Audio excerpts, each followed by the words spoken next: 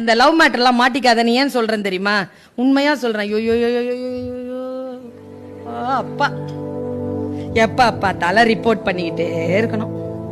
எங்க இருக்கிற, என்ன பண்ற, எது செய்யற, என்ன சாப்பிட்ட, எங்க போன, எங்க வந்த, ஒரு செல்ஃபி அனுப்பு, ஏன் போன எடுக்கல, நீ ஆன்லைன்ல இருந்து நான் பார்த்தேனே இன்ஸ்டாகிராம்ல, நீ எதுக்கு அங்க ஒரு மெசேஜ போட்ட, அது யாரு உங்ககிட்ட பேசிட்டு இருக்கிறது, நைட் எல்லாம் நீ தூங்கவே இல்லை, எனக்கு தெரியும், நான் எப்படி உன்னை நம்புறது, நீ எப்படி எனக்கு வந்து வாய்ச்ச, நான் என்ன சரி. இதுக்கா நம்ம வாழ்க்கை? சின்ன வயசு 15, 16, 17, 18 வயசுல இருக்கிறீங்க.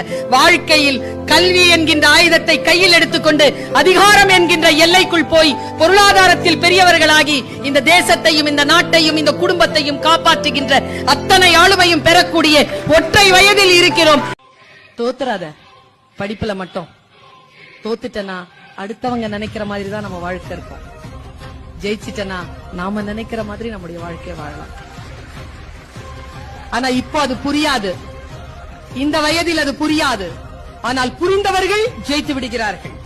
வாழ்க்கையில் கல்வி என்கின்ற ஆயுதத்தை கையில் எடுத்துக்கொண்டு அதிகாரம் என்கின்ற எல்லைக்குள் போய் பொருளாதாரத்தில் பெரியவர்களாகி இந்த தேசத்தையும் இந்த நாட்டையும் இந்த குடும்பத்தையும் காப்பாற்றுகின்ற அத்தனை ஆளுமையும் பெறக்கூடிய ஒற்றை வயதில் இருக்கிறோம். இந்த வயதை போய் வீணடிக்கலாமா?